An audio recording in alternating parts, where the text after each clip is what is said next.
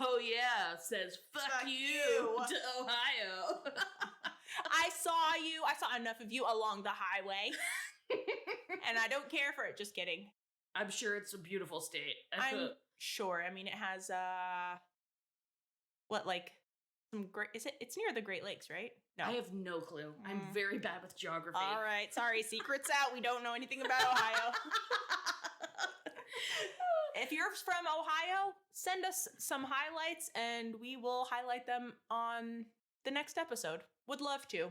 Would love to. I dare you. Yeah, prove it. Prove us wrong, Ohio. Ohio. If it sounds like we're in an echo chamber, it's because we are. We are in my bedroom, and I have almost nothing in it because I moved from a tiny, tiny, basically studio apartment to a much larger apartment. So I just don't have enough stuff to fill this place out. So I need to get like 10 rugs, apparently. Yeah. I was hoping that your cat would absorb most of the echo, but... No, she's thick, but she's... Not thick enough. Not thick enough. She's doing what she can. Well, speaking of cats, I don't want to get into it, but... Yeah. Remember Butley? I'll never forget. Well, I don't want to get into it, but Butley is no longer with us. But... That sounds like he died. No, he did not die. He's Okay. still alive. Okay. Yeah. We had him for about a month, and then one day... a little flyer showed up in our mailbox and it just said, "Have you seen this cat?" And it was friggin' Butley. It was friggin' Butley. It was undeniable. It was him on this poster. But in Jackie's defense, she took Butley to the vet and he didn't have a microchip. There was no evidence that he was anything other than a stray. Yeah. So that happened and it was tragic. It was sad, but it was really, I mean, I can't imagine losing a pet. And I had him for at least a month. And like, losing a pet and like a month later, you just assume the worst. And then it was just nice to be able to reunite these people with their pet. And they were just so nice about it. And apparently it's not the first time that another family tried to adopt him. Okay, I'm not going to get into that. But I will say that I did ask Jackie and Will, and I said, "So are you going to give him back? Because you're well within your rights to keep him." To be honest, there was a part of me that was relieved because he was a really awesome, sweet cat, but he so clearly did not want to be an indoor cat, and we were trying to make him one, and I just felt so guilty. Like, what am I going to do? I can't set this cat free into the wild. It's still recovering, but he can't be an outdoor cat because he could give my cat leukemia or something. Yeah, rabies. Who knows? So it kind of was nice to have that burden taken off of me. But we did end up getting a kitten. Yes. And that's great. We're trying to come up with names. So if anyone has cool cat names that they want to share, please email us at hello@hoyapod.com. Yes. Or message us. Taking suggestions. Yeah, and if you suggest a really good name, we will, I don't know, give you a shout out. I'll make your name his middle name. Oh, God, that's good. Yeah. That's a good one. It's a good one. Perfect. Yeah, Harriet's middle name is RuPaul. Wonderful. So it's middle names are reserved for very important people. It's true. True. So, with all that said, I mean, my goodness, I feel like we have so much to talk about, like to talk to people about, and I miss you all. I've missed you. Miss you. Miss you. Miss you. Getting that rank breath all over my microphone. Yeah, right. You can try to blame this stink on me. It's not gonna work. You don't want to know where that's been. You use the same mic for your fart podcast. Stop telling everyone. It's supposed to be anonymous. Anywho, so I'm excited to do a new episode. It feels weird. I feel like I haven't done this in so long. I know I say this every single time when we have like a little bit of a break, but it feels like the first time again. Yeah, and we've never been in the same room. That's true. That's true. Well, the last time was maybe with Wes Archer. That's true, and all we did was like squeeze each other's hands Yes. and like it's just sweat. We just sweat the whole time. But yes, here we are together at last, and we're going to do our very first episode in person. Eventually, I think we'll have this shit figured out where it doesn't sound like we're in an echo chamber, but I feel like I say that every single podcast, like we're gonna get our audio perfect, and it never is. It's a mystery. I mean, we're doing our best, but we don't know anything about audio, and sometimes it sounds great, and then sometimes I do sound like I'm in the middle of a gymnasium, and I'm in the same room every time. I don't know why. Every time. I just want you all to know that we are aware and we're trying, okay? We're not making excuses. I just, we know and we're trying. So shut up. Lay off. All right, everybody. Today we're talking about Not in My Back Hoe. It is anywhere else. Anywhere else. Wherever you my back hoe? No. My front? All right. That's for my husband. That's for Jesus only. All right. It's season 4, episode 8. We're finally getting more into this season, and I'm really stoked because, man, each episode is just real fucking good. This season rules. It's really good. Oh, also, not to drag out the beginning of this podcast anymore, but I'm so excited because I got my first COVID shot. Woo! Yay! I was so excited. I know. I almost missed it too. I was just texting. I was making a placemat for one of my therapy sessions, and I was just getting really into it. And then Amy was texting me, and she was just like, "Oh, did you get your COVID shot yet?" And I was just like, "Oh no!" And I ended up only being 10 minutes late. Thank God for you, but I got it, and it was lovely. And how do you feel? I feel fine. Because you got it yesterday, right? That's right. Yeah, and she's doing great. So everybody stop being a wiener. Yeah. Just go It's get not it. a big deal. It's NBD. NBD. It's But- NBD TBD. FYI. LOL. Beer. Yeah, congratulations. It feels really good, right? Thanks. Yeah. You got some protection going on. Mm-hmm. I mean, I guess they say it has to take like 2 weeks, but Everyone made a big stink about it, like, oh, it's gonna hurt. It's like, it might make your arm sore and have all these side effects. It was no different from any other shot I've ever gotten, and I'm Right. terrified of shots. I often cry when I get them. really? I got bitten by a tick when I was younger, and Ooh. I remember the treatment for that was like a bunch of doctors had to like hold me down, and they gave me a bunch of shots. Oh, They made my mom leave the room so they wouldn't. I wouldn't like see her. or intervene. Yeah. Like, get off my daughter. But they had to. I like got bitten by a tick with Lyme, and so ever since then, anytime I get a shot, I'm like, my mind and body are fine with this, but if I will start crying, and I don't want you to like be alarmed. It just happens. I bet they're used to that at this point, I'm right? sure. Right, they have to be. So many people have phobias of needles and shots and all of that. Like it's got to be something that they're used to at this point. Yeah, but I can tell you, as someone with that kind of uncontrollable phobia, it was easy peasy lemon squeezy. Right on. See, you hear that, everyone? Go get it. Mm-hmm. Go get your shot. Should we get into shout outs, Amy, or?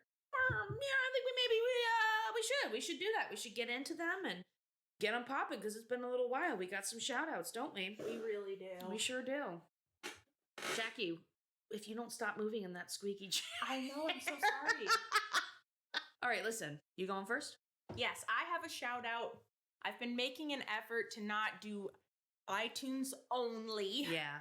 which is very hard for me, so Mm. it does take a lot of effort. But I'm very pleased because, and sorry if I'm breathing heavy, my allergies are terrible right now, and it makes me out of breath doing nothing. But No, she's just hammered. No, I'm just kidding. no, I'm just so annoyed.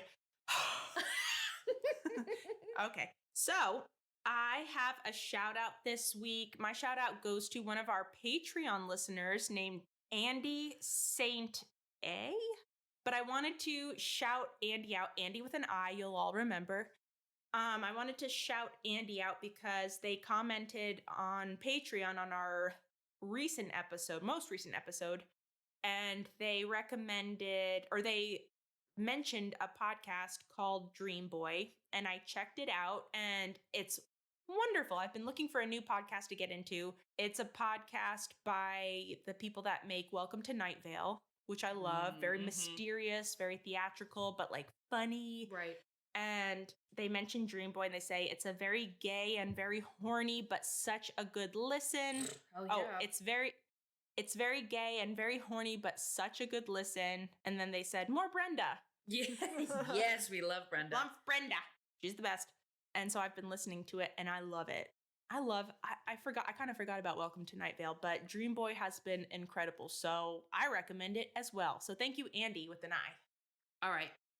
My shout out is from iTunes because I'm just going to do what's easiest right now. All right. And they're better than, just as good as money. As good as money. And honestly, this one is real good. Okay. I'm ready. So this is from Spaceman Pat. And I have a soft spot for Pats. My dad's name and my brother's names are Pat. And the Arlen Bystander. So I have a very soft spot for all of you. You Patties. Mm-hmm. You Patty Daddies. So the subject says, one of the best. Okay. I spend a lot of time on the road for work, crisscrossing. Did I spell that right? Yes, you did. The great state of Colorado. I have been privileged to see some of the most beautiful mountain views that this country has to offer. Definitely. By my side, as I gaze upon this awe-inspiring beauty, is the Ho Yeah podcast. Even though we generally disagree on our views of Peggy Hill, these two women are an absolute delight. Driving through the mountains can be lonely sometimes, but when I'm listening to this podcast, I immediately feel like I'm just chilling on the couch with some of my best friends. Go ahead and give this podcast a listen. I will personally send you a check for $40 if you don't like it. Hey, I hate this podcast. I know, this is the worst. Spaceman Pat. I mean, where do I even start?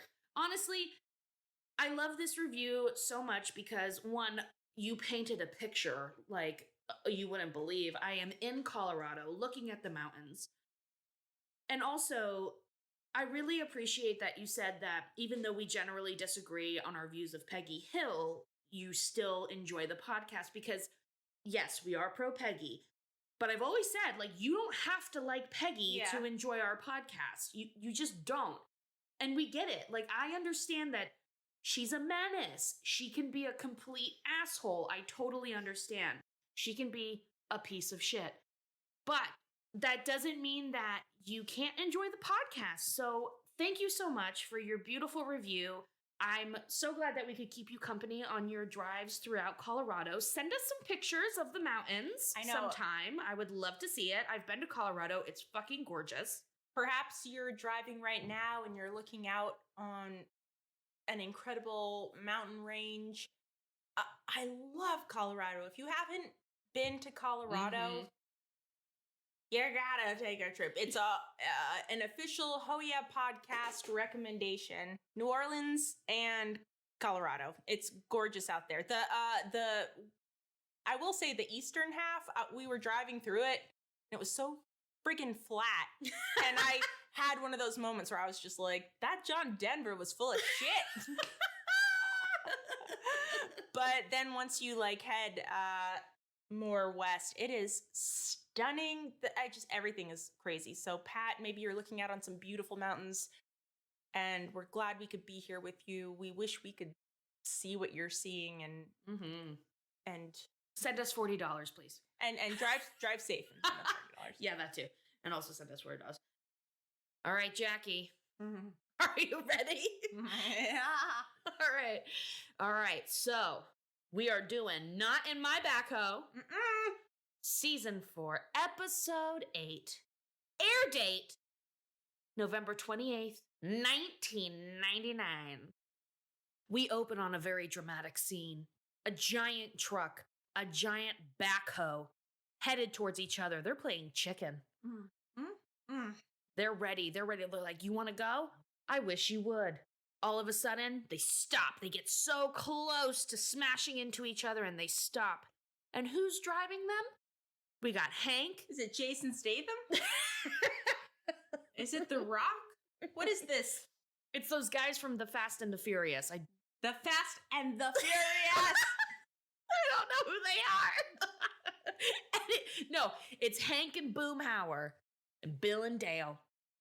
And what do we see? We see a giant truck that's got the world's biggest septic tank on it. Mhm. And then we got Hank and Boomhauer climbing out of this big old Back Hoe, which is, I guess, what you would call one of those digger things. Yeah, it's like a diggy thing you use in a sandbox, but it's bigger. Yes, I love those I things. love those things. They were so much fun. I get so excited when I see one. I know. To this day, I'll use it. Oh, yeah, absolutely. I don't care how much pee it's covered in. I don't care how much bigger I am than it. No. I'm going to dig a hole. I'm going to use it. I'm going to dig a hole. I'm going to move sand from this spot to the next spot. And then I'm going to leave. It's relaxing. It's very nice. It's meditative. Yeah, so I could see why they like it. Absolutely. I love that Bill has the biggest septic tank he can get. I understand. A one-man household. And he's like, this one. I mean, a one-man household whose life expectancy is like, what, another 5 years? And he's like, I need the biggest one you got. Oh, poor Bill. But I understand. I'm the same way. I want my septic tank to be hefty. There's peace of mind in that, and he deserves a little peace of mind. It's at least the very least. All right. One place to feel safe on the toilet. On the toilet. Everybody's very excited about this Back Hoe. They're very excited about the septic tank. They're ready to go. Hank is like stoked. He's never been so excited. Bill and Dale are really excited too. It's a project. It's something to do. You get to dig up earth and this big giant machinery. Sounds like a fun time. Yeah. Turns out Bill has no fucking clue where his septic tank is. And honestly, I don't really blame him. That sounds confusing, right? I mean, if you moved in and it was already in place, right, would you automatically? No, I mean, and you're gonna look for your plans, your house plans. Whatever. Anyway, of course Hank knows where his is, but Bill does not. So Hank is getting frustrated, as he usually does with Dale and Bill, because they are very frustrating. Can't find out where it's at, where the septic tank is. They're just tearing up Bill's yard. Finally, Hank gets down and he says to Bill, like, all right, we got to figure this out. Like, where is it at? All of a sudden, the Back Hoe comes like charging towards them. And it's Dale. He's taking it for a joyride. He's just being an idiot and smashes into the side of Bill's home. He like fucks up Bill's house. The whole side of it. Yeah. The concrete's gone from the outside or whatever it is. And then you see wood and a hole. Like, he has ruined Bill's home. He's destroyed it. Yeah. He's destroyed it. And Hank is clearly very annoyed. He's over it. So he's just like, fuck this. I'm getting in my truck and I'm going to the Megalomart to get me an L-pipe for your dumbass giant septic tank. Yeah, I'm going to fix your house with an L-pipe. Right? Everything will be fixed with this L-pipe. So Hank gets in his car. He's ready to take off to go to Megalomart. And of course, Dale and Bill want to come with him. And he's like, no, fuck you. I need a break from you. Stay here. Also, fuck you, Hank. Go to your local hardware store. You know they have an L-pipe, and you know that they know what an L-pipe is. You're part of the problem. Yep. Classic. Hank gets to Megalomart, and he's just, first of all, he's already annoyed with Bill and Dale. Now he's having to deal with some punk-ass kid who has no idea what an L-pipe is. They're just arguing back and forth. It's really a great exchange. And Hank's just like, no, I need an L-pipe. And he's like, this is an L-pipe. And he said, well, maybe a lowercase L.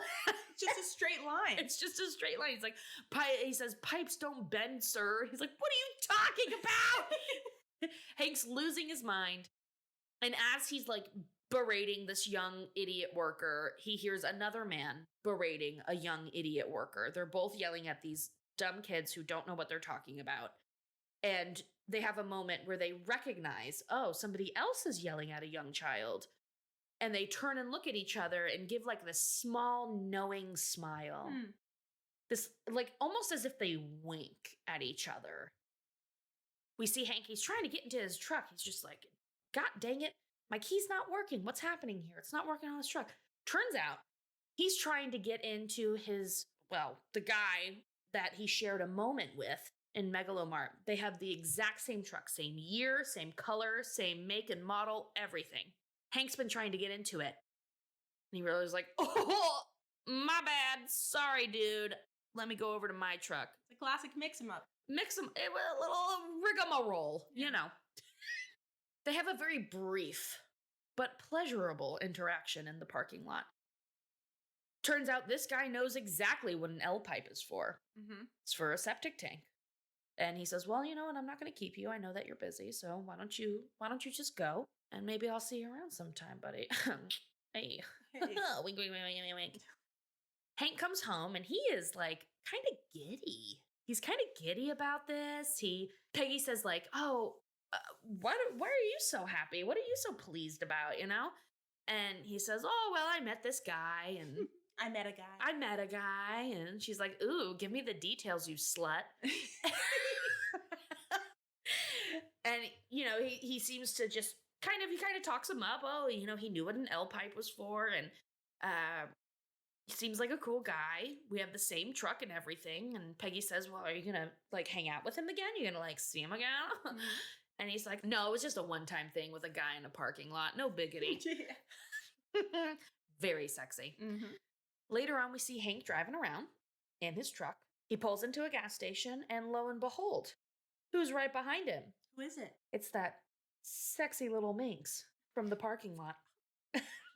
Naughty. They found each other again, and they're ready to gas each other's holes. And what's more erotic than gas, right? I mean, you're fucking your car with gas.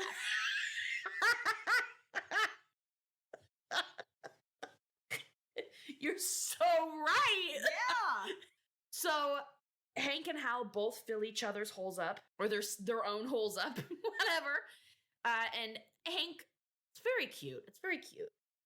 Invites him out to have a, hey, like, what are you doing? You want to go grab a beer? And they have like this, they have this fun little interaction where they do these jokes where the man's name, which we find out his name is Hal. Mm-hmm. And he says something like, oh, what are you filling your car up? Premium? Oh, wait, what are you filling your car up with? Premium? And Hank's like, regular. And he's like, just kidding. And Hank's like, oh, okay. Oh, thank God. Oh, thank God.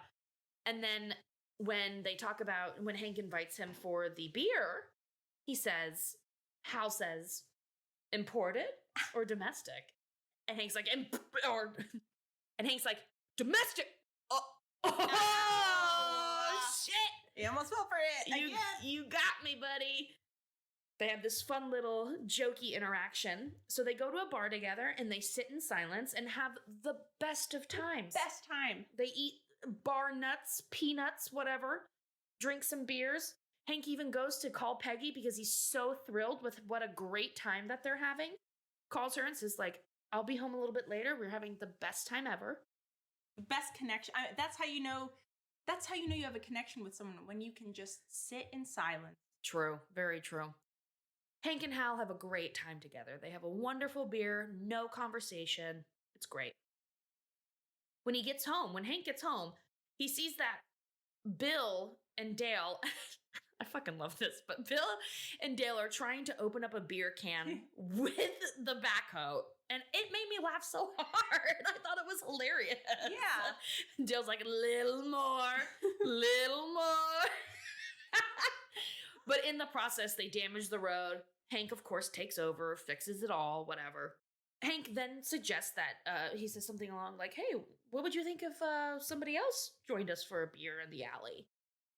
And I think, there's some talk about like, well, I guess it's a big alley. I guess technically somebody else could join us. And all of a sudden, Hal shows up. This is an interesting part because it's perfectly reasonable to, I don't know, it's awkward to introduce somebody new into a group that has a dynamic that is decades old. Yep. But it's, not unreasonable, but Hank does kind of just spring this on them. He does indeed. Like, he's just like, hey, what do you think about it? Well, guess what? It's happening. It's happening right now. It's happening right now. So Bill and Dale, who are naturally just jealous men anyway, are immediately very jealous because this not only is Hal a lot like Hank, personality-wise, he looks like him.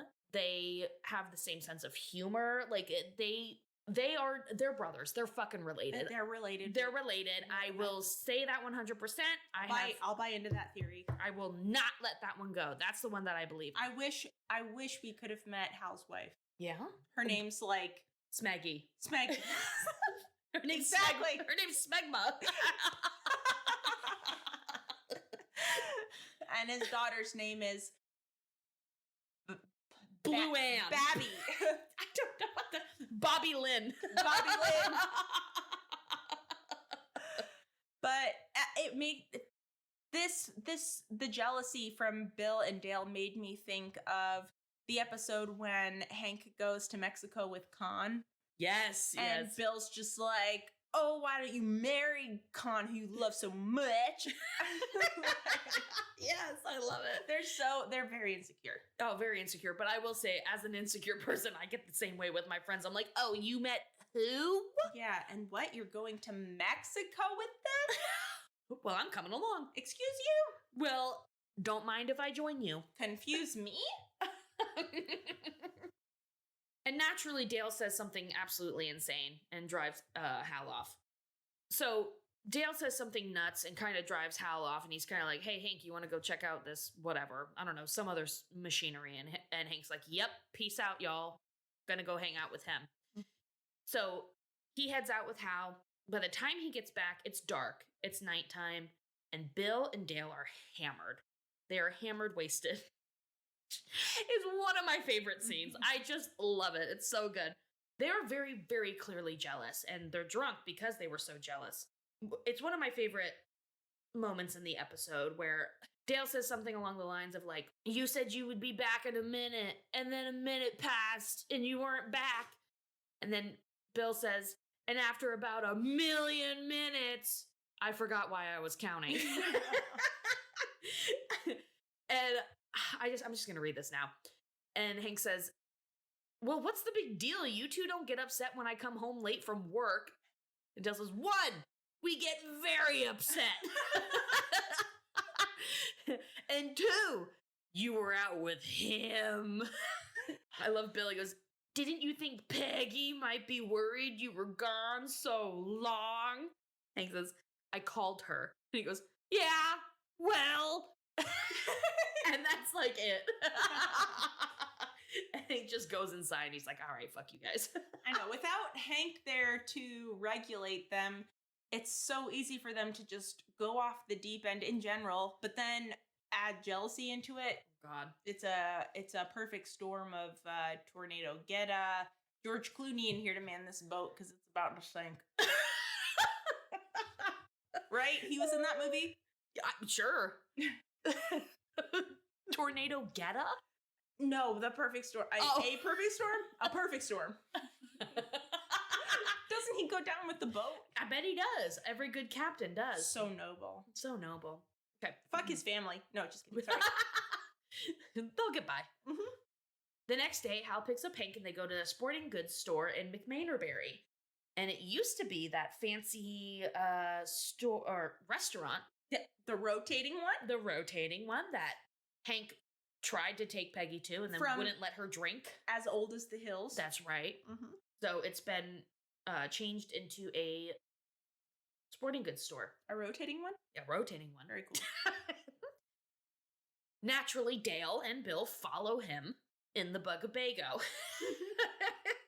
They, manage to follow them, and turns out it looks like they have a great day together, honestly. Hal and Hank, they go to this store, they have some chats, they go to the music store, they play The Gambler, and I love that scene too, where Dale and Bill start singing along.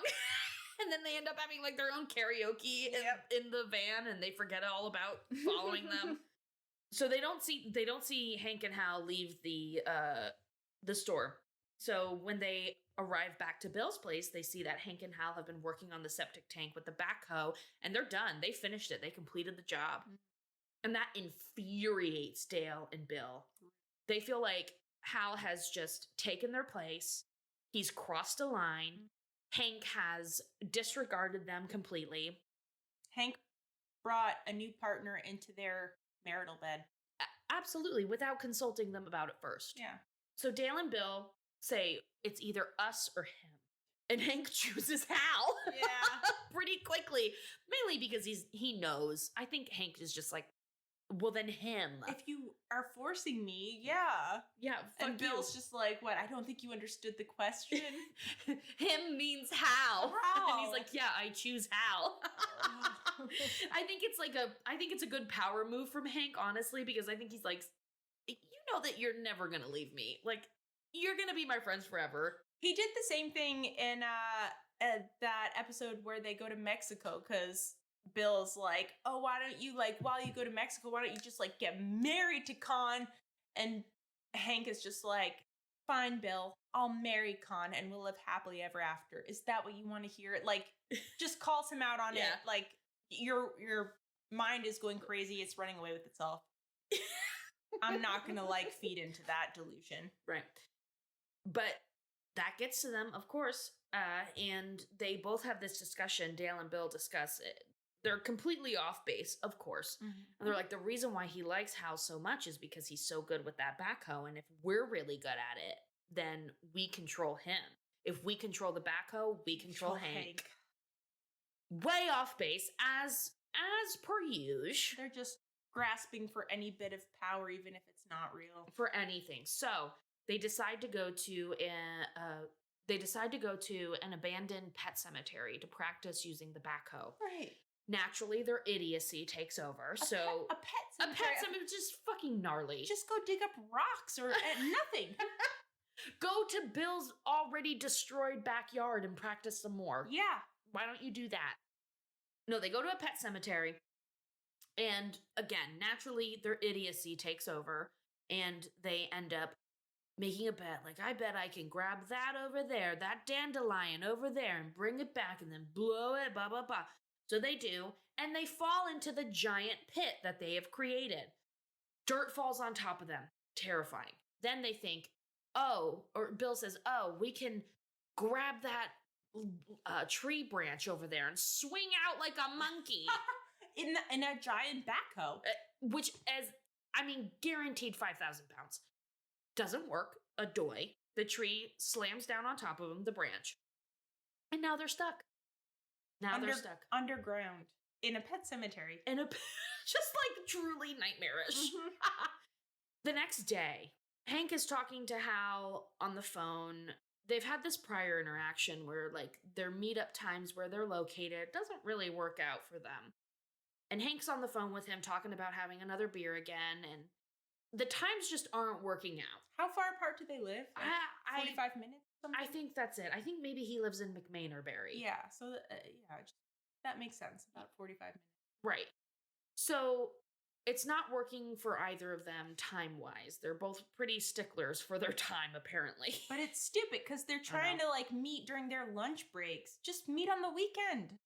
Right. Well, and then they try to, and Hank says, oh yeah, Saturday sounds good. But then apparently Bobby has a football game that he likes to watch and that he wants Hank to watch with him. Anyway, so it doesn't work out and they just kind of decide, well, that's it for our friendship. We're done. We tried once. We tried. Yeah. We had one conversation about it and it didn't work out. So now we're done. So Hank and Hal are done. They're over until one of them needs a kidney and then they'll find out that they're matches. Yeah, it's a pre-Facebook world where you say goodbye to people for real. Mm-hmm. So Hank, he's bored. He wants to, like, hang out with people. So he finally decides, Peggy convinces him, like, go out into the alley. Like, go see your friends. It'll be fun. So he does. He goes out into the alley and the only person who shows up is Boomhauer. And Hank's kind of like, oh, what's going on? It used to be more lively out here. What's happening? Whatever. And then he starts to talk to Boomhauer, and Boomhauer is just not having it. He's not interested. He's like, what's all with the third degree? Because he asked him if he's been on any dates. He's not used to being talked directly to. That's true. So Boomhauer has a little freak out, leaves, and Hank's all by himself. Later that evening, the guy who they rented the backhoe from shows up, and he's like, hey, I need my backhoe back. You guys didn't send it back to me. Where's it at? Hank tries to have a beer with him, and he was just like, where's my backhoe? Poor Hank. Poor Hank.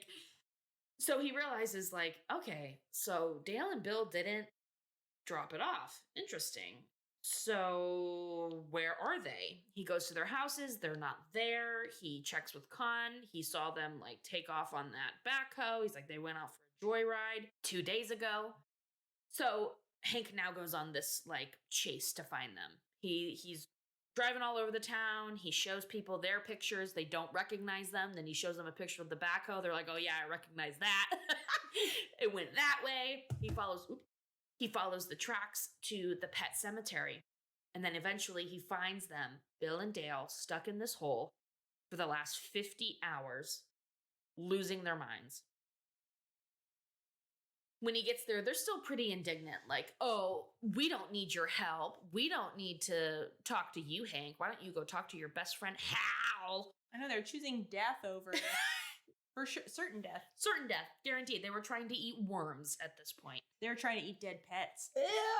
They like got a hold of part of a pet casket and they were trying to pry it open. Ugh, so gnarly.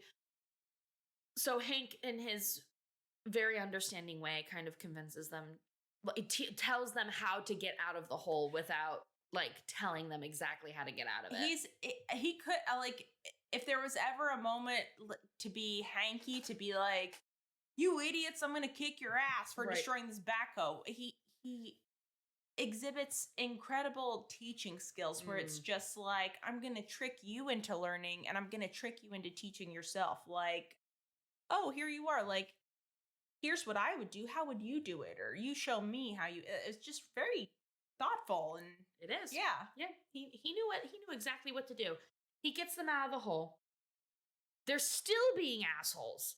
They're still just like, oh, well, where's your best friend? And when Hank doesn't respond, they both just like smile at each other and they're like, Hal's gone. So insecure. They're so insecure. It's amazing.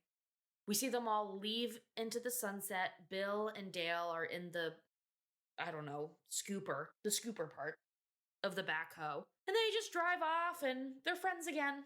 And that's it. And that's the episode. Yay!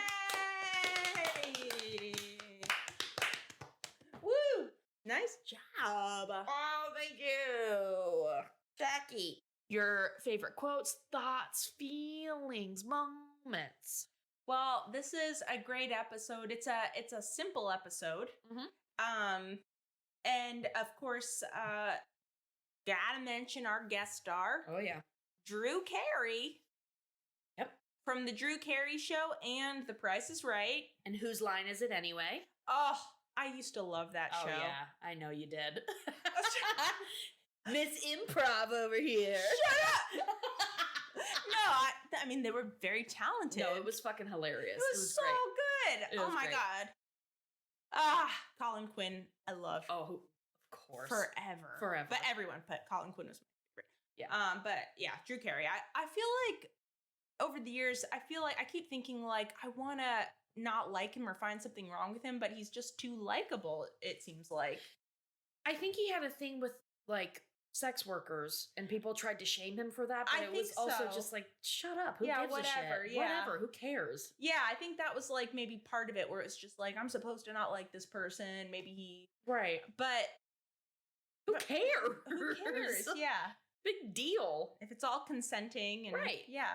And they're being paid, fine. And sex work is legitimate work. So like, you know, I'm not going to like praise sex workers and then shame people that go see sex workers. Absolutely. So yeah, Drew Carey. And I love that like his character just is based on Drew Carey. And what is hilarious is that it looks like Drew Carey, but it looks like Hank. It is like a perfect mix of Drew Carey and Hank. That is so true. They did a really good job. That's why you're like, that guy looks like Hank's brother. That I'm interested in knowing more about his mother and where Cotton was around the time that she became pregnant with Hal. Guaranteed he was running around. That man was running around all over the state of Texas. Come on. Hal is Hank's brother. 100%. So calling it. So Drew Carey, great job. It's just one of those episodes where it's a guest star and he's not playing judge number 3. It's like you're the guest star. Right, he has a name. Let's see. We mentioned, I love the exchange. You mentioned this, but I love the exchange between Hank and Peggy when Hank first mentions that he made a friend. And he's just like, she's like, what are you smiling about? And he's like, oh, well, I met a guy. I met a guy. Yeah, and he's just like, yeah, same. I met him at Megalomart. We have the same truck, same year, same color. Smart guy too. He knew what an L pipe was for.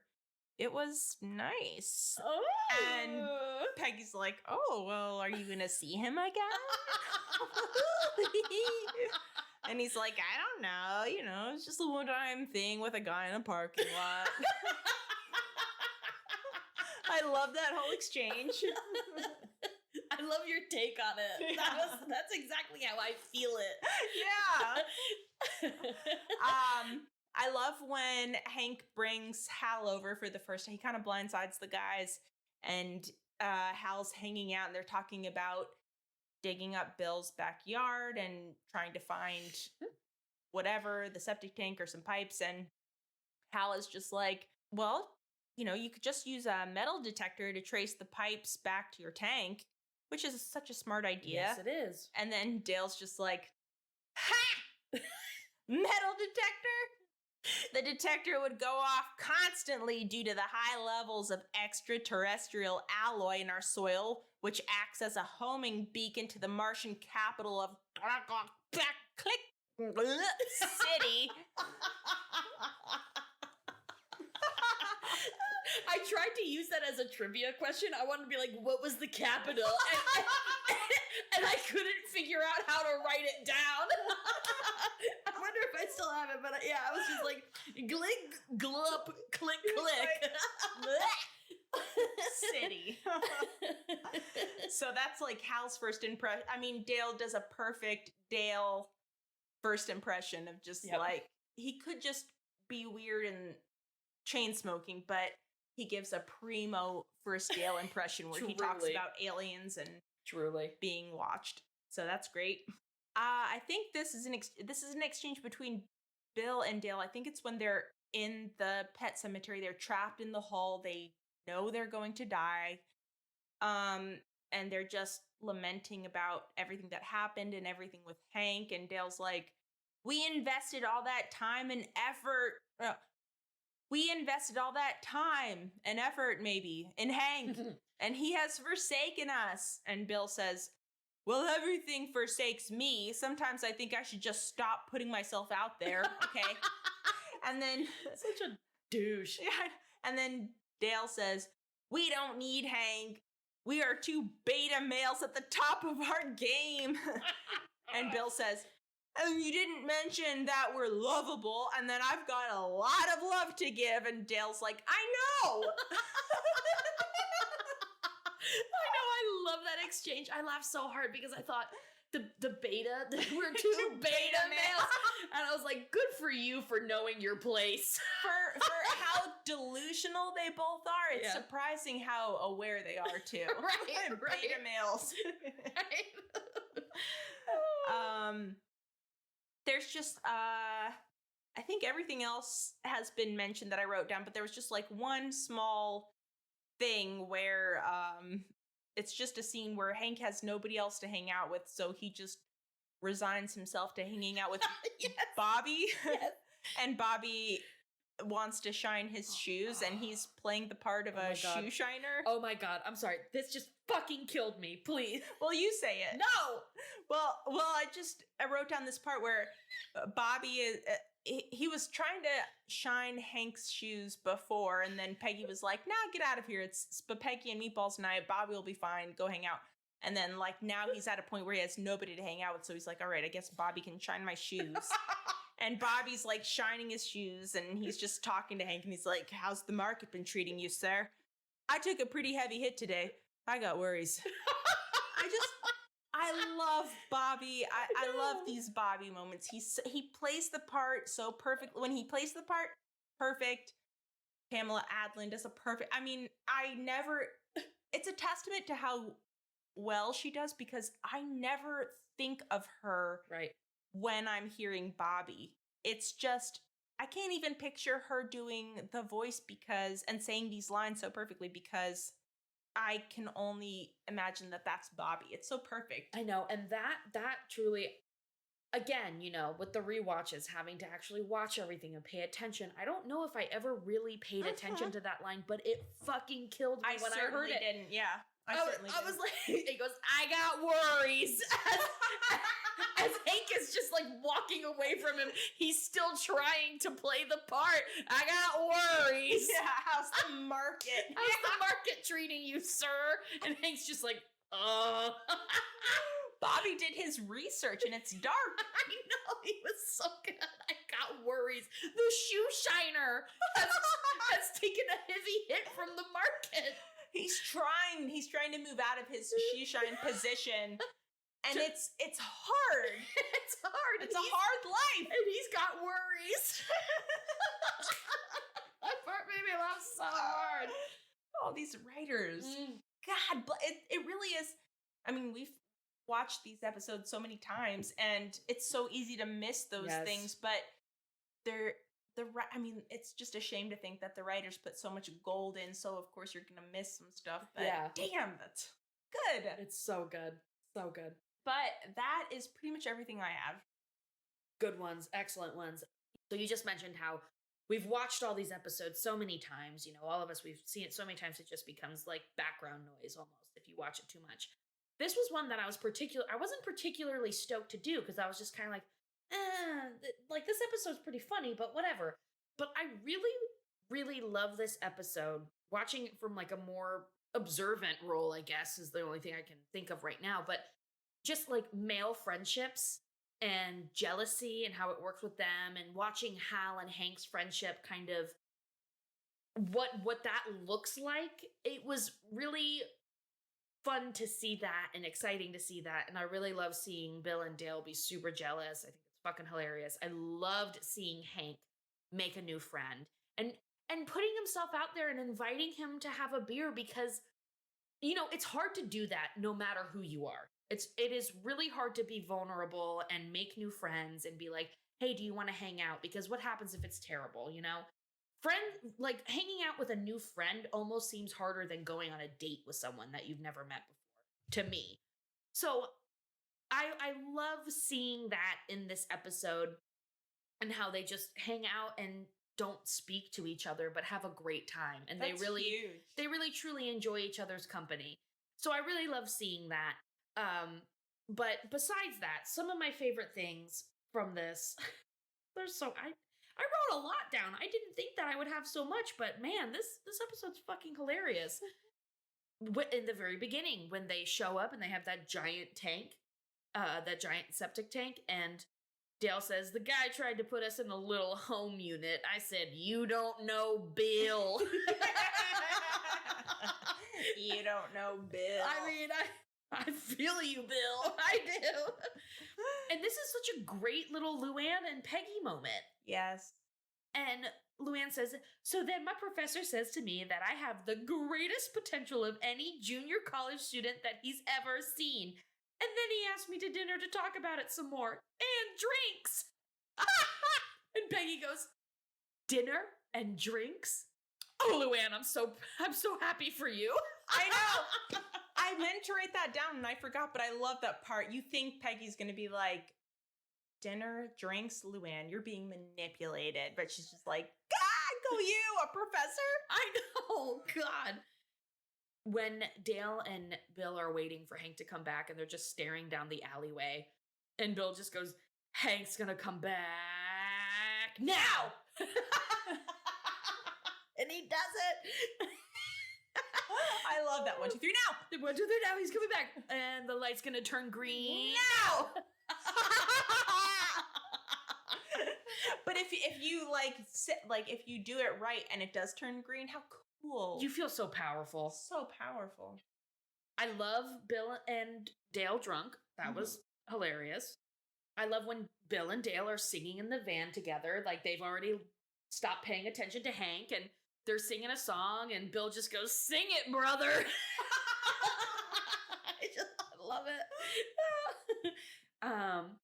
There are a lot of good Bill sounds in this episode. There's so many. A lot of good Bill sounds from Stephen Root. So many good Bill sounds. Really, truly. So many good ones. Oh, okay, yeah, most of these you've already said, because that Bobby line. I like when Hank tells Peggy that him and Hal went to the fireplace hardware store, and Peggy says, "Fireplace hardware? Boomhauer must have been in hog heaven." Yes. It's like, really? What's that about, Boomy? Fireplace hardware. Really I bet gets him going, it huh? has something about, like, something to do with, like, romantic. I don't know. Yes, laying on a rug naked. I bet he has some kind of fireplace set up. You know he does. That's pretty much what I've got. But I do want to ask you, Jackie, how long do you think that you would last with another person in a hole? And it could be either your partner or a friend. How long do you think you would last? Oh man, that's a hard question. It is a hard one. A lot of things come into play. So many things. Food, potty. Who's gonna freak out? It really depends on the person. Mhm. There are certain friends I have where I would feel more comfortable freaking out and eating them. I'd be like, all right, the time has come. Fuck this, I'm eating you. It's been 40 hours. Yeah. I'm starving. There are so many things I've wanted to say to you. And now I'm gonna eat you. And then there are other people where I'm just like, maybe somebody else that I might feel safer. Like, please help me. Like, right.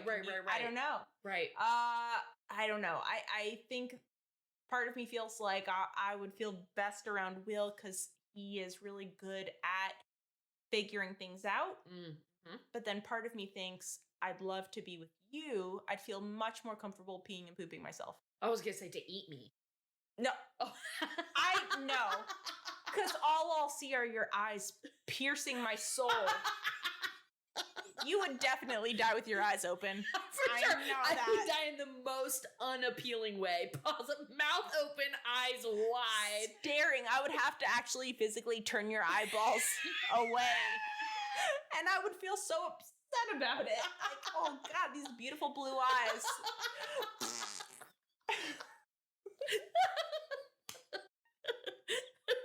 Right.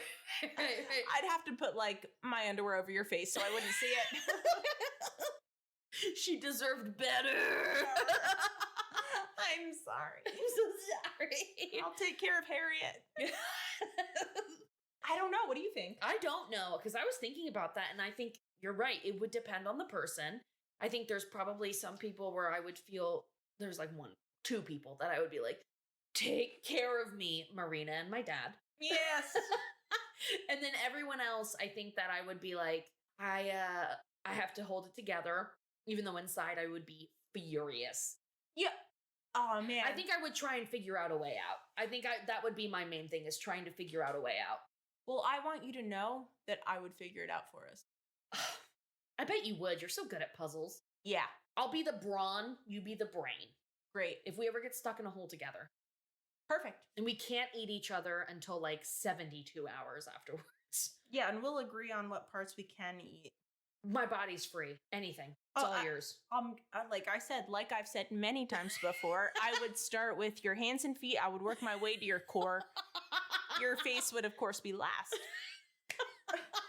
Whatever you choose is fine with me. If it was somebody I hated, I'd start with their face. I don't want to see that. All right, good to know. I'm glad we worked that out. Yeah, let us write in. Let us know. Who would you eat? Who would you want to be stuck in a hole with, and why? Yeah, and why? And is it because you'd want to eat them, or is it because they would figure it out? Do you think you could make it out? I don't know. I think we could make it out. Have you been stuck in a hole? Have you had to eat your friend? Have you used a back hoe? Write us and let us know. For any of those reasons. And let us figure out which one you've done. Yeah. If you've eaten human, please let us know. Please, tell us what it tastes like. I heard it tastes like bacon. Hey, delicious. And now we got to get into listener comments. Okay. I'm excited about that. Yep. We have a listener comment song. So sorry to whoever's song was a year ago. We're not going to be listening to that. Better look next year. We've got a song! Yay! And it's from Tommy D. Is that the one on our voicemail? No. Oh, well, we have one on our voicemail too. See you next week, voicemail. We'll see you next week. All right, Tommy D, we got listener comments, and they say, that's a great podcast, Mr. Meredith. Oh. And are you ready? And a 1 and a 2. Listener comments, listener comments, listener comments, yeah. Listener comments, listen for the rest of your life.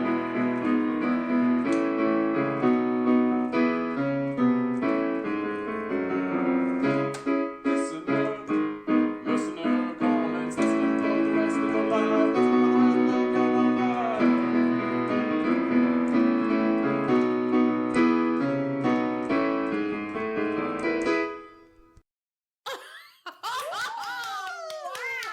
Tommy, you play the piano? Well, excuse me, Beethoven. Excuse me, Amadeus. Rock me, Amadeus. Rock me sideways. Wow. Wow. Well done, Tommy. Oh my God. No one else plays the piano, right? No. Tommy. Damn, I'm impressed. I respect the shit out of someone that can play a piano. Hell yeah. I don't know why. Honestly, I don't know why, but men who can play the piano, it tunes my keys. It pounds my keys. It pushes my pedals. It sure does. I respect it. My dad's a piano teacher, Oh, and well, there I you go. tried learning piano, and it's impossible for me. It's hard. It's so hard. Well done, Well Tommy done, D. sir. Excellent. Here we go. All right, so I'm gonna just jump right in. Oh, well then, all right. One by You've Been Cated says the sexual tension between Hank and other Hank is chef's kiss. Perfect. Ooh, the real Slim Sadie 420, blaze it, says, with the way Dale and Bill act without Hank makes you think, what if he would have died in that explosion? If Hank had died in that Megalomart explosion, what would have happened to Bill and Dale? They would have died. Their trauma would have been unrelenting. Look what happened when they didn't have him for a day. They died. They would have died. They would have died. Yes. And he had to he didn't call the police or report people missing. He just tracked them down with keen of wit. He did. He's brilliant. Brilliant. Stephen Sulik, Sulik, says, I guess this is how grown men make friends. I hope it's easier than that. I mean, it seemed like a great friendship, but I hope that you guys talk more. Yeah. You know. It is hard. It happen at random, so it feels like a tiny miracle when it does. Right.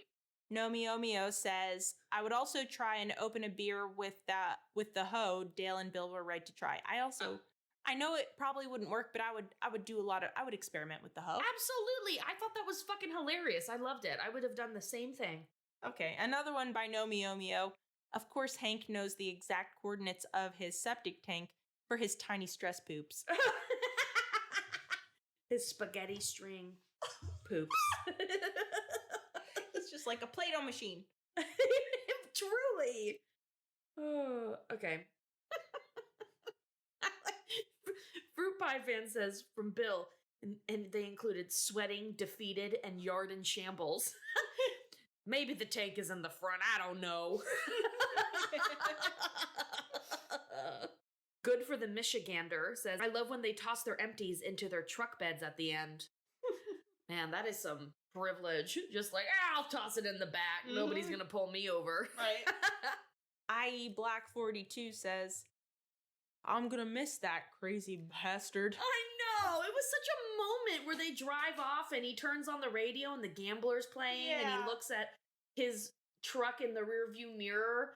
That's so lame. Come on, Hank. Be friends still. Make it work. I don't know why he has to definitively end this friendship. He's like, well, it's just not working out. We're trying to find times to meet and we're just too far from each other. It's just not like, maybe now's not a good time, but who knows? Like the next time you're in McManderbury, the next time Hal's in Arlen, why close that door? Seriously, for real. And you know what? On that note, 2 perfect listener comments to go with it. Catherine Moore says, they can't hang out for 2 weekends and they aren't friends anymore. R.I.P. How. Right. And then Higster _ says, I really wish Hal could have been a reoccurring character. I just love their dynamic and Hank is happy. Yeah. And CC _ Funkstar says, Hank's brother. Yes, you are right. It is Hank's brother. Love Appleman says, what would Dale and Bill have wished for on that dandelion?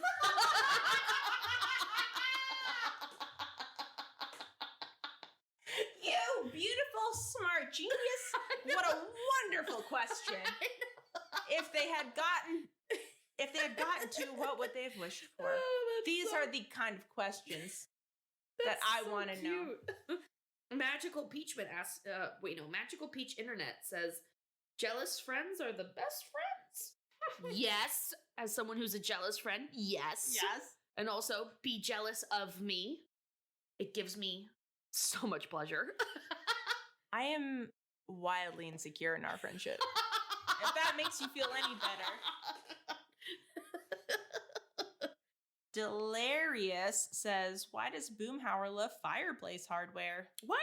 Right? It's got to be a sex thing. I have to assume it's a sex thing. It's got to be. Are there fireplace enthusiasts? Like, is there a whole scene of fireplace people? If there are, I'd love to know. I'd love to know. I would love to know. All right, so we got a couple of people. Clean up your act. Gracie _ no. 84 Sheepdog. Delirious. Derek Kelly 28. Thunder Muffin. And the Alpha Red all say, just a one-time thing with a guy in a parking lot. You're also horny. Well, speaking of horny, my last comment comes from _Coco _Buck _ and they say, I wanted Hank to make out with his new bro. His actual bro? And I've got also a very horny one. Is it about Bill needing Bill needing a commercial septic tank? That's not the one. By Delirious. No, it's not, even though that is very hot. Oh man, the freedom to poop. No, Nomio Mio says the sexual chemistry between those two talking about trucks and erotic ballet. Oh, I love you freaks. Wait. Nomio Mio also says, of course Bill needs a septic tank that big for his gross sad dumps. Listen, sometimes people dump hard, okay? Dumping can be pleasurable, and it's the only pleasure he has. And sometimes you just need a moment, okay? Okay? It's meditative. It's meditative. The longer the dump, the happier the person. I'll tell you, the first day I started at my new job this week, the manager comes up and says, sometimes I just sit in the bathroom on the toilet and I just sit there to get away from everyone. And I was like, we're gonna be friends.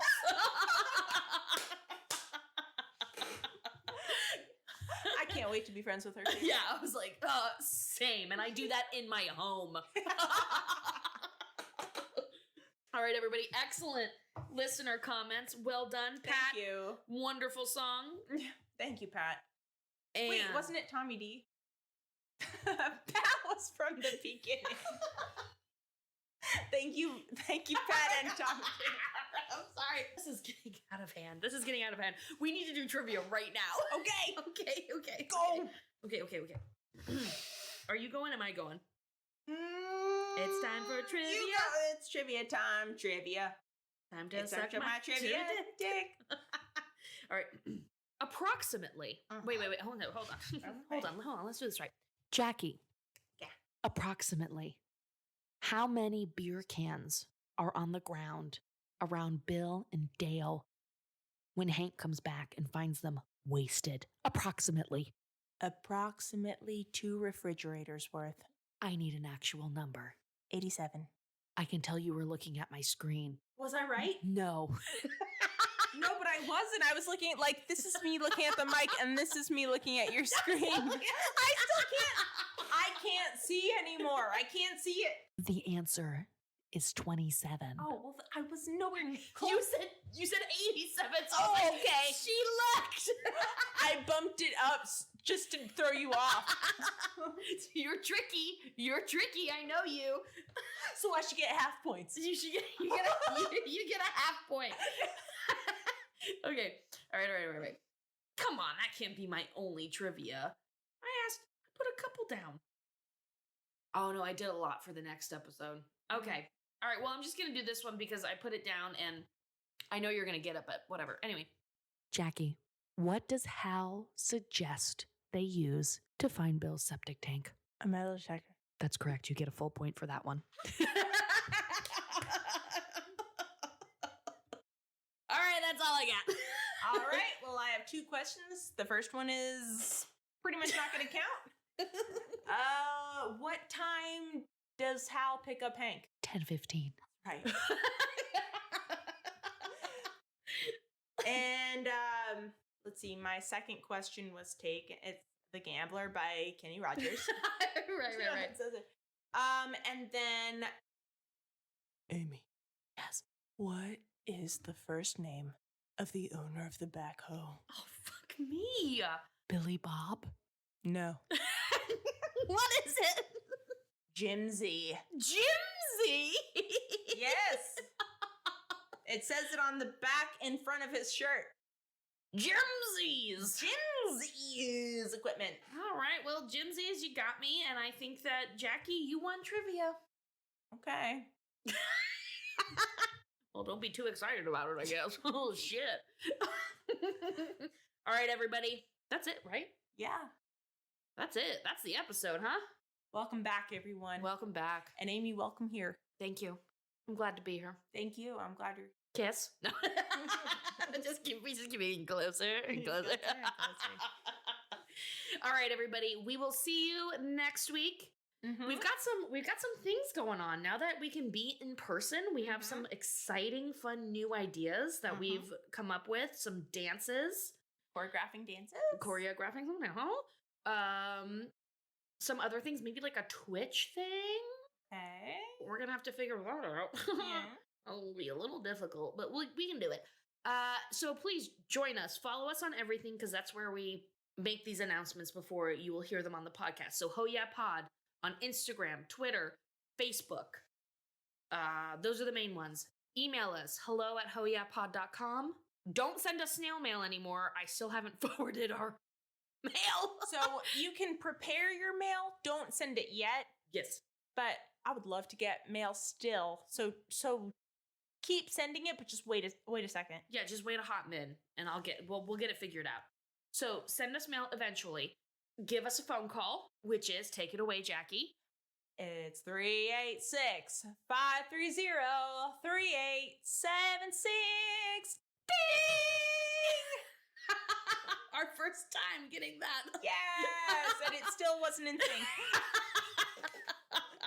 And Amy, let me ask you a little question before we go. Do you know the name of the next episode? Oh my God, do I? Mm-hmm. To Kill a Ladybird. And I don't want to spoil anything, but Tequila Ladybird, y'all better get ready. Oh. Fuck. Nobody's happy about it. Nobody's happy about it. Except for the weirdos who like tequila. So many people like it. They all love Tequila Ladybird. Oh, yo, sorry, I'm spoiling it. Sorry, my bad. Those weirdos. Those fucking weirdo freaks. So, get ready for that. Write us, call us, and all the things. Send me name suggestions for my cat. Yes. Pat, send us pictures of the mountains. Tommy D, thank you for the song. Kathy and Jimmy, thank you for just existing. Yes. And until next time. Until next time. Via!